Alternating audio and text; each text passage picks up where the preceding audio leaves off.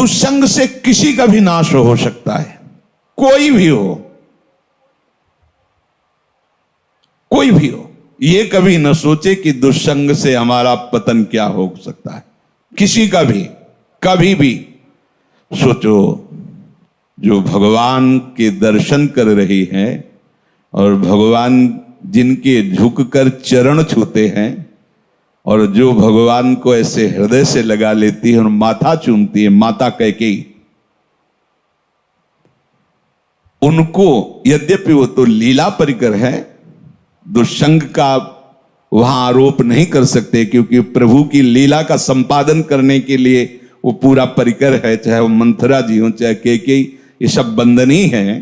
सोचो, एक बार प्रभु को जिन्होंने देख लिया उसको हम दुष्संग कैसे कह सकते हैं? और उन्हीं प्रभु को मंथरा जी भी तो देख रही है, पर वो लीला पात्र हैं। पर वहां दर्शन कराया जाता है कि दुष्संग कितना प्रबल है। सुना आपने महाराज दशरथ क्या कर रहे हैं? कल सुबह कौशल्या पुत्र राम को राज्याभिषेक, चक्रवर्ती सम्राट का युवराज पद, कैकेयी जी ने कहा। ये सुनकर के तो ऐसा लगता है कि आज तो जो मांगे मैं दे दूं तेरे को, मेरा राम राजा बनेगा, इससे बढ़कर और क्या बात हो सकती? अभी समझी नहीं आप? अगर भरत राजा बनते और ये बात तुम कहती तो समझ में आती मेरी मंथरा ने। जब राम राजा बनेंगे तो दासी से ज्यादा तुम्हारी योग्यता नहीं रहेगी, क्योंकि कौशल्या उनकी मां है, वो महारानी के पद पर विराजमान हूं। वो आपको पता है महाराज राम को कितना प्यार करते हैं, उन्हीं के संबंध से कौशल्या जी वैसे ही प्रधान हैं। मुझे तो लगता है कि भरत को जेल में रखा जाएगा और आपको दासी बना के रखा जाएगा।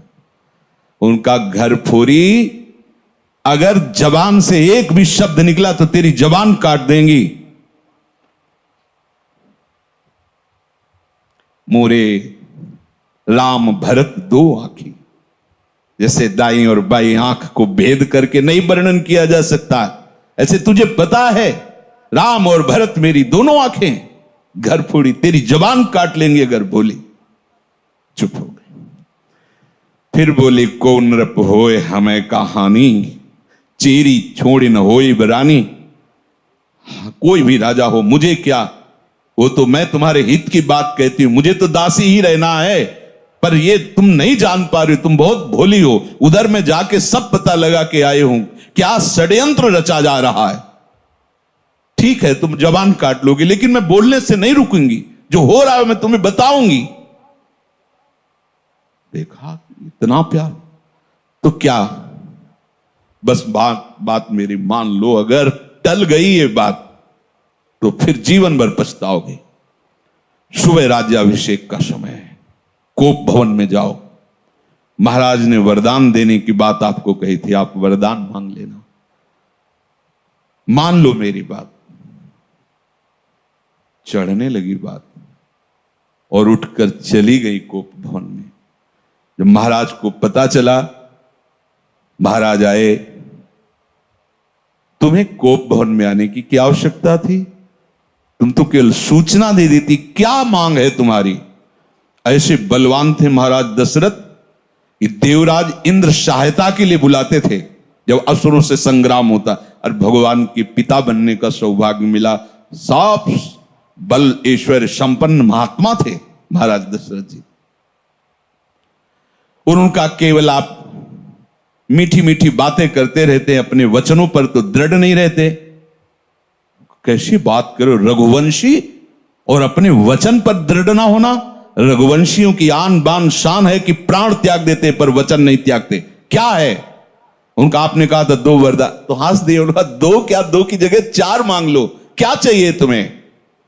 उनका सुना है सुबह राम का राज्याभिषेक होगा। हां, महामंगल, भगवान शिव की कृपा से ये अद्भुत सुख प्राप्त होने जा रहा है अयोध्यावासियों को, राम राजा बनेंगे।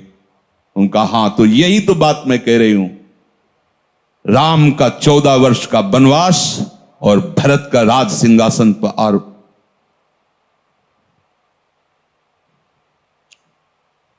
महाराज सोच भी नहीं सकते थे, ऐसी अवाक रह गए, ये क्या। बस यही तो हम कह रहे हैं ना, मीठी मीठी केवल बातें करते हो। दशरथ जी ने कैकेयी जी के चरणों में हाथ रखा, वर्णन आया है, और कहा मेरे प्राण मांग लो तो देने में मैं हिचकूंगा नहीं, लेकिन राम को वनवास ऐसा मत करो। सुबह होते ही मैं भरत को बुला करके राजगद्दी दूंगा, आप कहोगी तो मैं राम और कौशल्या के साथ एकदम एकांत हो जाऊंगा, पर मेरे राम को वनवास। बस हम यही तो कह रहे थे कि मीठी मीठी केवल बातें। आप एक तरह से मूर्छित हो गए महाराज। क्या हुआ देखो, कितना आनंद मंगल होने वाला था, कैसा कुशंग ने स्वयं कैकेयी जी को भी वैधव्य सहना पड़ा। और जो नेत्रों का परम लाभ है, 14 वर्ष तक उस लाभ से वंचित रहे प्रभु से। दुष्संग हरि गुरु से ऐसे क्षण में अलग कर सकता है। बहुत जैसे सत्संग में सामर्थ्य है कि लौ मात्र का सत्संग स्वर्ग और भोग मोक्ष आदि का त्यागी बना सकता है, तो ऐसे कुसंग भी कम नहीं है।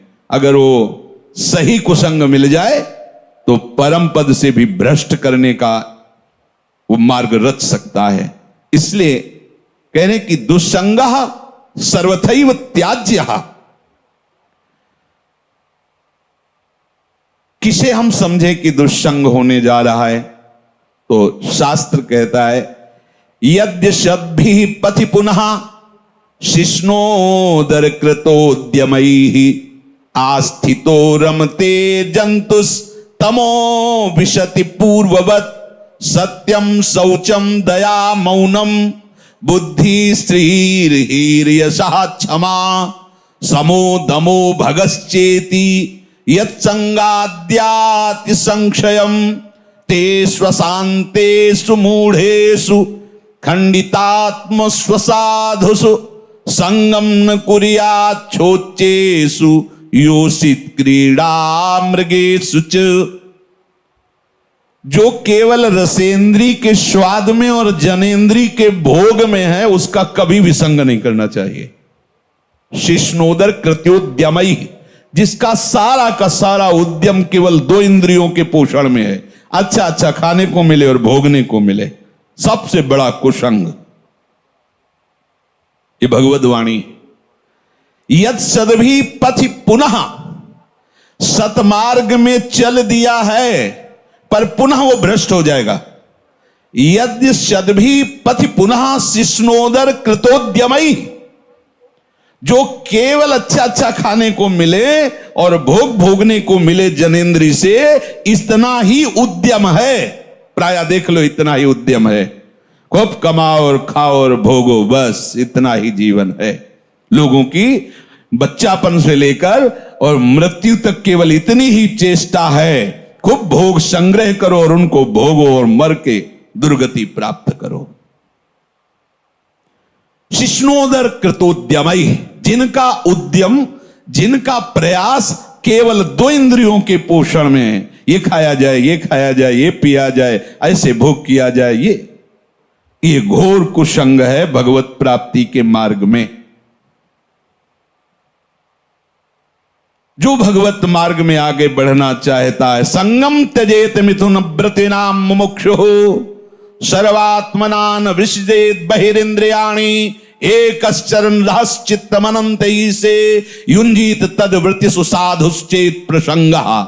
महाराज शौभरी जी अपना अनुभव करके कहते हैं कि यदि भगवत प्राप्ति करनी है तो ऐ मुमुक्षु, कभी मैथुन धर्म से युक्त प्राणियों का संग न करना, क्योंकि मछली के मैथुन को देख करके इनका मार्ग रुक गया और अपने मार्ग से भ्रष्ट हो गए। 50 ब्याह मानधाता की राजकुमारियों से किया। तब लिख संगम त्यजेत मिथुन व्रतिनाम मुमुक्षु, जिसका ये व्रत बन गया है कि मैं जीवन मुक्त होकर भगवान के चरणों की आराधना करूंगा, उसको कभी मैथुन धर्म से युक्त प्राणियों का संग नहीं करना चाहिए। स्पष्ट आदेश है। संगम त्यजेत मिथुन व्रतिना मुमुक्षु सर्वात्मनान विसजेत बहिरिंद्रियाणी। अपनी इंद्रियों को बहिर्मुख मत होने दो, अंदर ही अंदर भगवत चिंतन परायण रहो। शिष्णोदर कृत्योद्यम ही जो हैं उनसे दूर रहो, जिनका उद्यम केवल रसेंद्रिय और जनेंद्रिय के पुष्ट करने में है, ऐसे कुसंग का त्याग करो। जो नीच पुरुषों का संग कर लेता है, बड़ा रंग चढ़ता है। अजामिल सात्विक भाव वाला है, उत्तम कुल से है और अपने धर्म का आचरण करने वाला है, और आज भी वो यज्ञ के लिए ही समिधा लेने जा रहा है, लेकिन वहां वन में एक वैश्या के साथ एक धनी शूद्र बड़ी ही मलिनता पूर्वक आचरण करता दिखाई दिया। बस उस हाव भाव और उस चेष्टा को देख करके ये धर्म का त्याग करके और उसी वैश्या में ऐसे आसक्त हुए, केवल भगवान नारायण नाम के प्रभाव से बच गए, नहीं तो ऐसी दुर्गति होती। यम के दूत तो आए ही थे लेने, पुत्र के बहाने से नारायण निकल गया, बात बन गई। एक दृश्य ने अजामिल को, धर्म से युक्त निष्ठा वाले को परास्त करके घोर निंदनीय विषयों में फंसा दिया। एक दृश्य ने, मछली की मैथुन क्रीड़ा ने महाराज सौभरी को फंसा दिया। ऐसा न समझे कि आप के ऊपर कुसंग का प्रभाव नहीं पड़ेगा।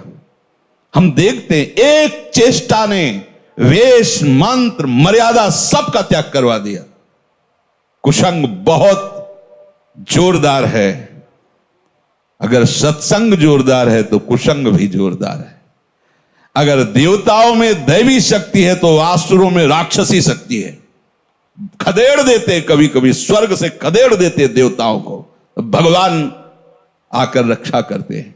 ऐसे ही खदेड़ देता है दुस्संग कभी कभी सत्संगियों को, दौड़ा देता, भगा देता है।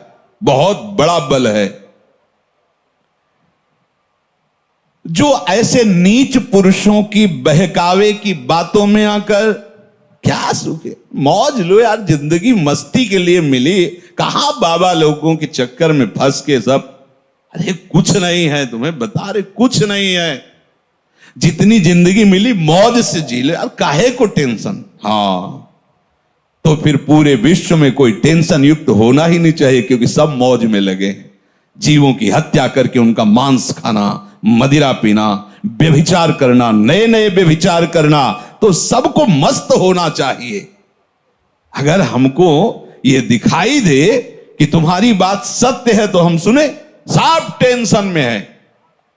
कोई भी प्रभु को साक्षी करके बोले कि भजन के बिना किसी का हृदय शांत हो गया है, तो मुझे एक भी व्यक्ति विश्व में नहीं है। महापुरुषों ने देखा है अपनी दिव्य दृष्टि से। स्वयं भगवान कह रहे हैं, भोगों को भोगने वाला अशांत होता है, वह अशांतस्य कुतः सुखम। जो अशांत है, जो आशाओं की भोगों की फांसी में बंधा हुआ, वो कहां सुखी हो सकता है। ये दुष्ट जन ऐसी प्रेरणा देते हैं। इनके संग से ध्यान दीजिए, सत्यम शौचम दया मौनम बुद्धि श्री धीर यशा क्षमा समो दमो भगश्चेति यत् संगाद्याति संक्षयम। जहां इन दुष्ट पुरुषों का संग मिला, सत्य गया, सत्य मार्ग छूट जाएगा। ऐसा है बहुत। जैसे सत्संग की महिमा है, ऐसे दुस्संग की महिमा है। महाप्रभु चैतन्य देव भगवान के साक्षात स्वरूप हैं, प्रेमावतार हैं, और कृष्णदास नाम का सेवक, महाप्रभु ने उसको ही संग चलने के लिए कृपा करके अनुमति दी थी तीर्थ यात्रा में। और जब कुसंगियों का संग मिला तो इसने महाप्रभु को छोड़ दिया। महाप्रभु ने अपने तेज बल से उसकी रक्षा की, भगवत तेज बल से, नहीं तो वो उनके पक्ष में हो गया था और वो महाप्रभु के ऊपर भी प्रहार करने तक के लिए उद्यत हो गए थे, और भगवत तेज से रक्षा की उसकी। तब समझ में आता है कि भगवान के पास से भी कुसंग घसीट सकता है। अगर कुसंगियों की बातें सुनी जाए कुसंगियों की बात का अगर श्रवणेंद्री के द्वारा हृदय में पहुंचने का अवसर मिल जाए तो भगवान के पास से भी दूर कर सकता है। देख लो, महाप्रभु में और प्रभु में कोई अंतर नहीं, प्रभु से बढ़कर महाप्रभु हैं। प्रभु के होते हुए भी उनसे प्रेम नहीं हुआ, पर महाप्रभु के दर्शन मात्र से श्री कृष्ण प्रेम होना, ऐसा आचार्यों ने, महापुरुषों ने गाया है। पावत ही तिनको दरस उपजय भजन आनंद, बिन ही श्रम छुटी जाए सब, जे माया के फंद, गौड़ देश सब उद्धरु प्रगट कृष्ण चैतन्य, तैसे ही नित्यानंद हो रस में भय अनंत। दर्शन क्या वो उच्छिष्ट पाता था, महाप्रभु के साथ चलता था, पर कुसंग कितना भारी, ओहो, सत्य मार्ग छूट जाएगा, पवित्रता नष्ट हो जाएगी, दया, मननशीलता, बुद्धि, लज्जा, श्री, कीर्ति, क्षमा, मन का वश में रहना, इंद्रियों का वश में रहना और भागवतिक सद्गुण, ये सब नष्ट हो जाएंगे दुस्संग से। अशांत चित्त, मूर्ख, नष्ट बुद्धि, भोगों के खिलौने बने हुए इन शोचनीय असाधु दुष्ट पुरुषों का संग कभी भी भूल कर नहीं करना चाहिए।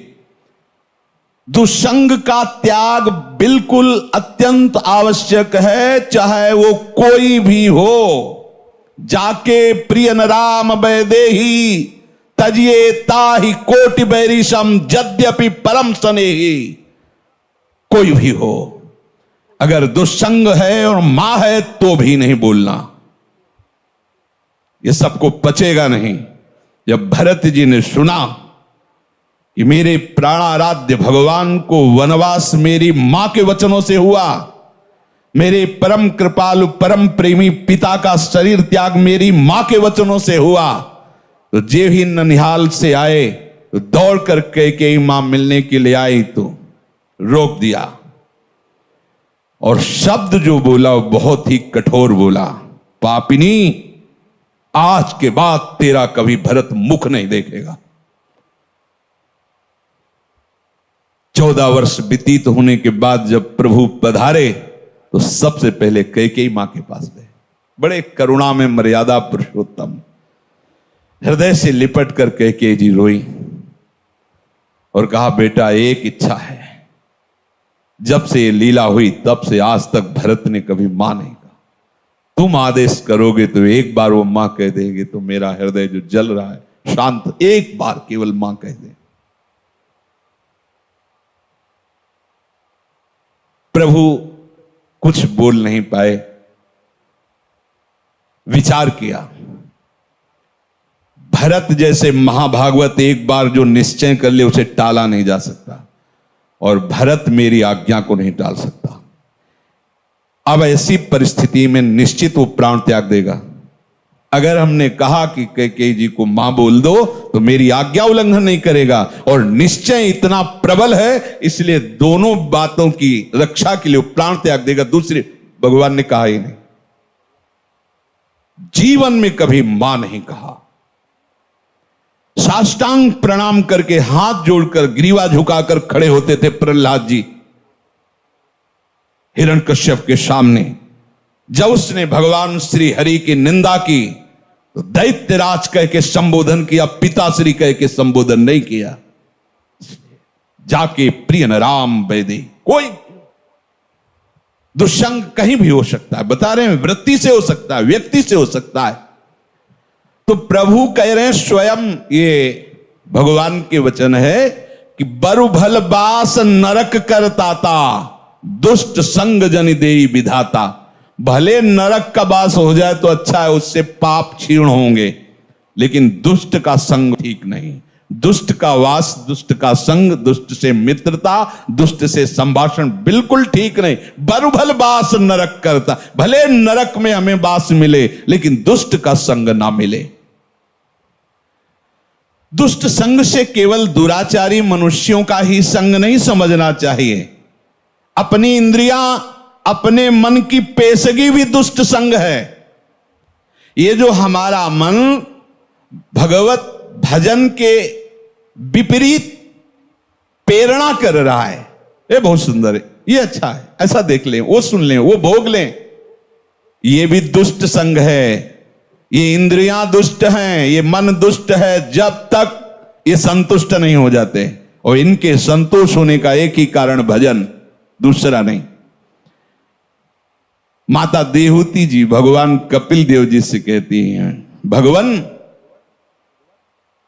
भोगों को भोगते हुए दुष्ट इंद्रियां कभी तृप्त नहीं हुई, आज भी जला रहे। जबकि महान योगेश्वर से संपन्न भगवान करदम जी ने ऐसी रचना रची थी, तो कपिल देव जी से कह रहे कि भगवान ये दुष्ट इंद्रियों के द्वारा ऐसे दिव्य भोगों को भोगने पर भी आज तक तृप्ति नहीं। ये दुष्ट शब्द उच्चारण किया इंद्रियों के लिए। ये मन बड़ा दुष्ट है। जब तक ये भगवदाकार नहीं हो जाता तब तक अपना मन, अपनी इंद्रियां, इनसे सावधान रहे। ये कुसंग है। हर बात मन की मानना, इंद्रियों की मानना, हर बात मन और इंद्रियों की अपनी मानना, ये बहुत घाटे का सौदा है। जब ये तुम्हें मन और इंद्रियां भोगों का चिंतन करा रहे, तुरंत काटिए। हमने आपको बताया सत्संग में कि नाम जोर से उच्चारण कीजिए तो संस्कार नहीं बनने देगा, उसकी चाल है। और जहां आप उसमें थोड़ा सा मिल गए तो ध्यायतो विषयान पुंसः संगस्तेषु उपजायते। जहां विषय ध्यान शुरू हुआ, पूर्व का भोगा हुआ या सुना हुआ या पढ़ा हुआ या देखा हुआ, जहां उस पे एकाग्र हुए, कुछ करो या न करो, जो उसका परिणाम हो तो हो गया। तुम्हारा अंतःकरण गंदा हो गया। क्रिया तो बाद में होती, अंतःकरण पहले गंदा होता है। ध्यायतो विषयान पुंसः संगास्तेषु उपजायते। जहां विषयों का ध्यान सुखपूर्वक किया, ऐसे से ऐसा हो, ऐसे से, बस वो अंतःकरण को मलिन करके संकल्प बना देगा। और जहां संकल्प बना और संकल्प में बाधा पड़ी, प्रतिकूलता आई, तो क्रोध अपना अधिकार कर लेता है। संगात संजायते कामः, कामात् क्रोधो विजायते, क्रोधात् भवति सम्मोहा, सम्मोहात् स्मृति विभ्रमः, स्मृति भ्रंशात् बुद्धिनाशो, बुद्धिनाशात् प्रणश्यति, सर्वनाश हो गया। इसलिए कल्याण पथ पर, भगवत मार्ग पर चलने वाले उपासक को विषय चिंतन को भी दुष्ट संग समझना चाहिए।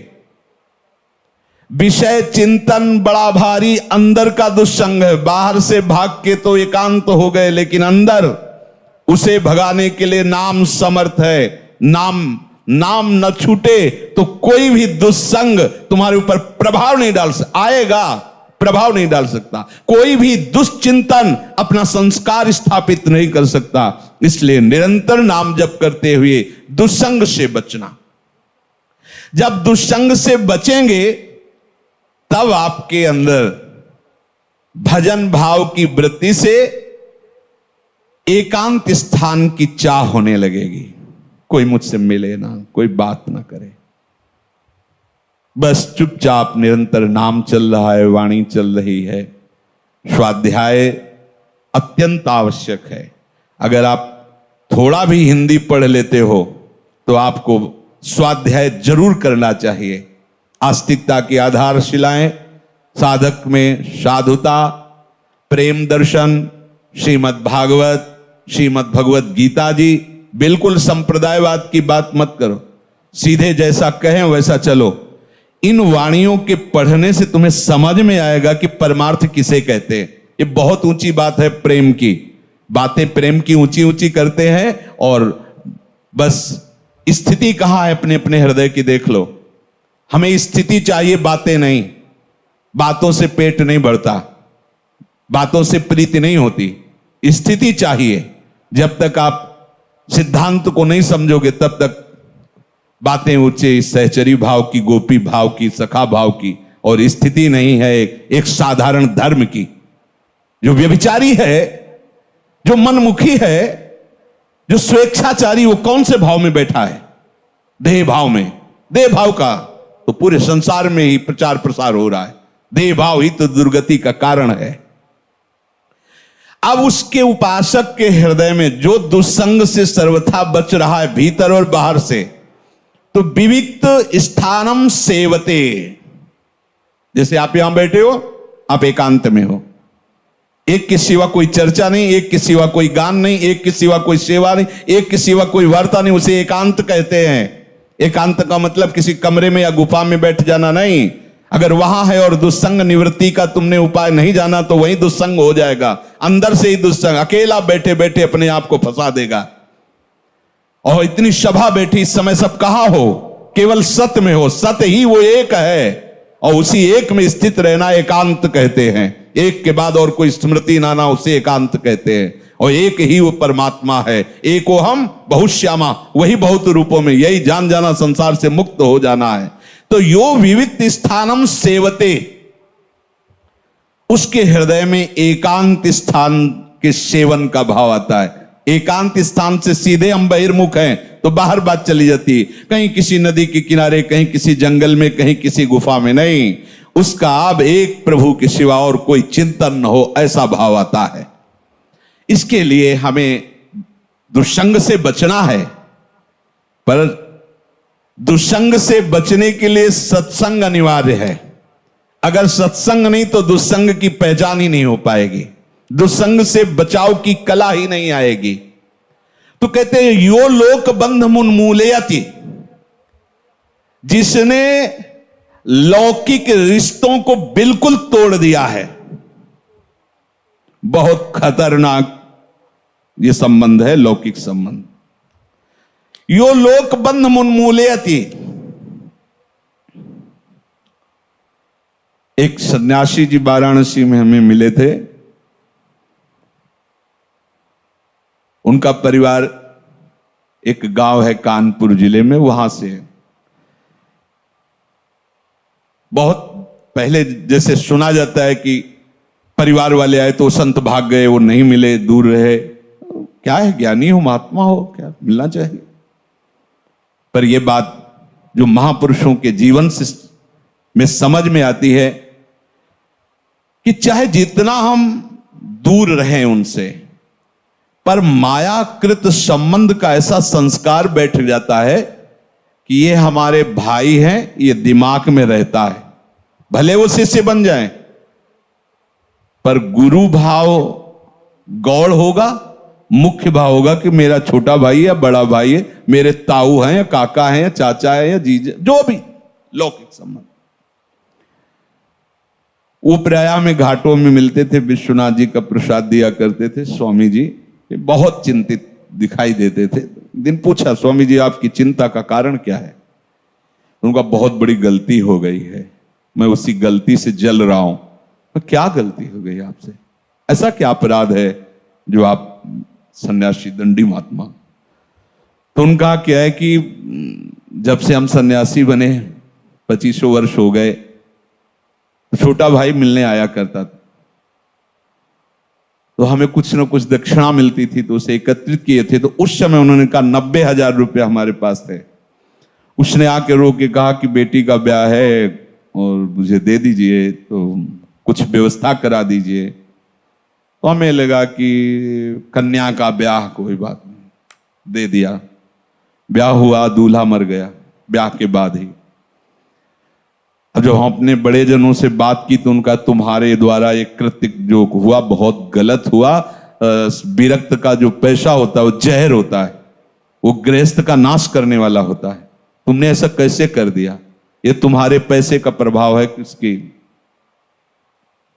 बोले तब से मैं जल रहा हूं, अब इसका क्या उपाय हो सकता है? मेरे द्वारा बहुत बड़ी गलती हो गई।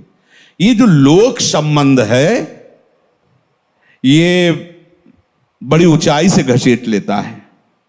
भजन के लिए कोई भी भजन करो। पुराने गंगा किनारे आश्रमों में जो संत जन रहते थे, हमने देखा कि उनके जब घर के लोग मिलने के लिए आते तो ऐसे बाहर आकर के बुरगुज होते हैं ना, गंगा के किनारे से घाट के जो ऐसे चबूतरा, उनमें बैठ जाते ऐसे और कहते कि देखो भाई, हमारे यहाँ कुटिया का गुड़ भी मत खाना, क्योंकि गांव में गुड़ ही आदि ही रहता। गुड़ भी मत खाना, जो लाए हो पाना और गंगा जल पीना, चले जाना। यहां आश्रम का एक भी वस्तु स्वीकार मत करना, तभी तुम्हारा मंगल होगा। उन महापुरुषों ने जो अनुभव किया उसे अपने लोगों को धारण करना है। यो लोक बंध मुन्मूलयति, अहेतु की कृपा हुई हम भगवत मार्ग में चले, और अगर चूक गए तो फिर बहुत गड़बड़ हो जाएगा। ये बहुत दूरी से घसीटते हैं परिवार वाले। हाँ, यदि आप हमें अपना मानते हो तो हमारे प्रभु को अपना मानकर बैरागी बनकर भजन कीजिए, भजन मार्ग में चलिए। आप गृहस्थी में हो तो आशा मत रखिए कि यहां से एक चुल्लू जल भी तुम्हें मिल जाएगा। अगर संबंध में मिठास रही तो गिरा देंगे, पक्का समझो। ओ महाराज जी, बस इतना सहयोग हो जाए, हम अगले साल की फसल बेच करके आपको सब दो। जिंदगी में वापस नहीं होंगे। वो भी गए, वो भी अपने धर्म से गए। बहुत बचने की जरूरत है। कहीं ना कहीं हमारे अंदर ये रहता है कि ये मेरे भाई हैं, कहीं ना कहीं रहता है हमारे पिता हैं, ये हमारी माता है। और जब वो अपनी गाथा गाएंगे आके, तो कहीं ना कहीं जो मोह का प्रभाव सत्संग से दबा था वो प्रकट हो जाएगा। और ये सब बराबर क्षमता रखते हैं, काम क्रोध लोभ मोह मद मत्सर, कोई भी घसीट कर तुम्हें वहीं पहुंचा सकता है। इसीलिए यहां आदेश कर रहे हैं, यो लोक बंध मुन्मूलयत, जड़ से उखाड़ दो, संबंध ही नहीं। जैसे औरों को देखने से हमें उतना, प्रभु की बड़ी कृपा, वृंदावन धाम आए, राधा नाम जपो बस उतना। अगर ये कि ये मेरे, और विशेष तो भगवत संबंधी होना चाहिए। नाते नेह राम के मनियत, सुहृद सुसेव्य जहां लो। अगर शरीर संबंध विशेष है तो अभी तुम शरीराभिमानी हो, विशेष तुम्हारे लिए वही हो गया। अगर भगवत भाव में हो तो भगवत भक्त विशेष होगा, ना कि शरीर संबंध विशेष होगा। ये अंदर देखने की बातें हैं, बाहर की नहीं। जो लौकिक समस्त बंधनों को जड़ से उखाड़ के फेंक देता है, इसमें लिखा है मुन्मूलयति, जड़ से उखाड़ फेंकना, कोई संबंध नहीं। ये शास्त्र हमें मुक्त करने के लिए कृपा करके वर्णन करता है। वही गुरु शासन कृपा करके होता है। आप ऐसे बात नहीं करोगे, आप ऐसे, अगर मिलना है तो आप हमसे पहले अनुमति लीजिए, और कई मिनट मिलेंगे और यहां मिलिए, यही बात। इसका मतलब क्या है? तुम कोई बहुत बड़ी उनके लिए सुख वाली वस्तु थोड़ी हो कि तुम चले जाओगे तो उनका सुख चला जाएगा। नहीं, तुम्हारे सुख के लिए तुम्हारे लिए विधान बना, नहीं, ऐसा नहीं। हां, वो अपनापन रखते हैं, देख ले तुम जीवित हो, स्वस्थ हो, भजन परायण हो, बस दूर रहो, तो तुम्हारा भी कल्याण हो जाएगा और उनका भी कल्याण हो जाएगा। और अगर मोह बनाए रखे तो न तुम्हारा कल्याण होगा न उनका कल्याण होगा। इसे यो लोक बंध मुन्मूलयति, जड़ से उखाड़ फेंको इस संबंध को, आंतरिक भाव से। और एक दिव्य संबंध जो हमारा स्थायी है, सब मेरे मेरा प्रभु रमा हुआ है, हम उसी भगवत भाव से सबका पूजन करें। अगर भगवत भाव नहीं है, वो आप जानते हैं, और ये है कि ये मेरा शरीर संबंधी है, तो उदासीनता अत्यंत आवश्यक है। उदासीनता ही उसकी जड़ को नष्ट कर देगी, ना मैत्री ना शत्रुता। उदासीनता, जिसे हम जानते हैं, ऐसे भाव हम जानते हैं पर हम जानते ही नहीं, ऐसे भाव से। आगे जो भगवान कह रहे हैं, निस्त्रिगुणो भवार्जुन, तो बोले निस्त्रिगुण्यो भवति। जो भगवत प्रेमी उपासक होता है वो इस त्रिगुणात्मिका माया के रचे हुए भोगों में कभी नहीं फंसता है। संसार के पदार्थ, संसार की शोभा, संसार के राग रंग, ये संसारी पुरुष को बातें हैं, भगवत मार्ग के पथिक को नहीं। भगवत मार्ग के पथिक को जो भी उसे अच्छा लगा वो तो सब प्रभु को दे दिया। हमारी जो भी जहां भी आसक्ति जैसी भी थी, वो तो सारी की सारी प्रभु को शरणागत के समय दे दिया। अब हमारा आपके सिवा कोई नहीं, हमारा भरण पोषण आपकी कृपा से होता है, हमारा साधन आप हैं, हमारे साध्य आप हैं। ये बात कह के अगर तुम्हें कुछ अच्छा लग रहा है, कुछ अपने बचे हैं, मतलब त्रिगुण का संबंध आप स्वीकार कर रहे हैं। यहां प्रभु कह रहे हैं त्रिगुणातीत बनो।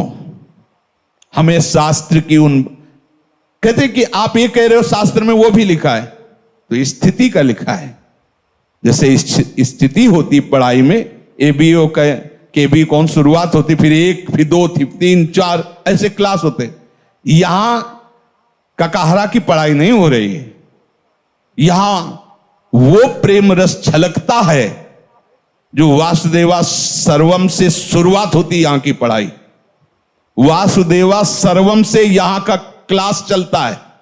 यहां से अब सर्वानुवस्तुतया निरीक्ष, अब इसके ऊपर प्रेम रस की बात चलती है। और वासुदेवा सर्वम के लिए भगवान कह रहे सम आत्मा सुदुर्लभा, इसीलिए कहो जो हरिवंश रस बिरलो समझनहार, एक दो ही जो पाइए खोजी सब संसार। असंसारी, त्रिगुणातीत होने का तात्पर्य असंसारी। असंसारी का तात्पर्य स्थूल देह से राग खत्म, सूक्ष्म देह से राग खत्म, और त्रिगुणात्मिका माया के रचे हुए स्वभाव से भी खत्म, अर्थात स्वरूप स्थित महापुरुष। निस्त्रिगुण्यो भवति, प्रभु का प्रेमी फिर अपने योग क्षेम की भी चिंता नहीं करता। कह रहे योगक्षेमम त्यजति, प्रभु यहां कह रहे निर्द्वंदो नित्य सत्वस्थो निर्योगक्षेमम आत्मवान। अब जिसे ये चिंता बनी रहे हमारा भरण पोषण कौन करेगा, हमारी व्यवस्था कैसी, रोग हो गया तो हमारी सेवा कौन करे, हमारे प्रभु करेंगे। ये जो कथाएं भक्तों के चरित्रों में सुनते हैं, केवल सुनते ही नहीं, अगर आप चलते हो तो आप उसको देखेंगे कि आपका प्रभु कैसे दुलार करते हैं। भगवान यहां कह रहे हैं नित्य सत्वस्थो निर्योगक्षेम, अर्थात योगक्षेम की भी बिल्कुल चिंता नहीं होनी चाहिए। योगक्षेम, अधिकतर उपासक इसी में परेशान रहता है। दो प्रकार का योगक्षेम, एक शरीर के योगक्षेम की और एक साधना के योगक्षेम की। हमारी जो साधना हुई है वो सुरक्षित रहे, और हमारी साधना में जो प्राप्त करना है वो हमें इसका भी टेंशन नहीं लेना, क्योंकि भगवान कह रहे तुम्हें केवल अनन्यस चिंतयन्तो माम ये जना परिपासते तेषाम नित्याभियुक्तानाम योगक्षेमम वहाम्यहम, अहम मैं वहन करूंगा। अब किसकी तरफ देखना है, किसकी तरफ देखना है? अगर हमें अपने शरीर की योगक्षेम की चिंता है तो कैसे शरणागत है? कभी कभी ऐसी क्षण भर मात्र के लिए जीवन में कभी ऐसी घटना आती थी, अब क्या होगा? फिर एकदम अरे वो जो लक्ष्य है वो घबराने नहीं देता, तत्काल सामने आ जाता है, अरे ऐसा है। अब रही भगवत प्राप्ति की बात कि आगे की जो आगे आपको क्या पता है कि क्या स्थिति होती है? आपको क्या पता है? आपने जो साधना उपासना जो भी तप आदि आपसे बन रहा है, जितेंद्रियता आदि जो बन रहा है वो आपका नहीं, उन्हीं का दिया हुआ है। आप क्यों चिंता करते हैं? आप इसकी भी चिंता छोड़ दें। भगवत प्राप्ति की भी चिंता प्रभु के चरणों में अर्पित कर, बस आप तो चिंतन कीजिए। अगर सुलझ जाइए तो मस्ती ही मस्ती है। अपने को शरीर पोषण की चिंता नहीं है, अपने को भगवत प्राप्ति की चिंता नहीं करनी, तो अब बताओ रह क्या गया तुम्हारे लिए? बस आनंदित, राधा राधा राधा, बस रहस्य समझ जाओ। आपके चिंता करने से होगा भी क्या? होना तो चिंतन से है। जितना भजन करोगे उतनी ऊंचाई पर चढ़ोगे, और बस बाद में यही बैठे तुम सोचते रहो हमारे को खान पान विश्राम की व्यवस्था कैसे होगी, हमें दिव्य सिद्धियां दिव्य वस्तु कैसे, तो बातों से थोड़ी प्राप्त होगी। भजन करो, जो चाहोगे प्राप्त, जो चाहो छूट है। भजन में इतनी बड़ी सामर्थ्य, आप एकत्रित तो करो राधा नाम धन। श्री कृष्ण को खरीद लोगे, उनकी माया की तो बात जाने दो। श्री कृष्ण की माया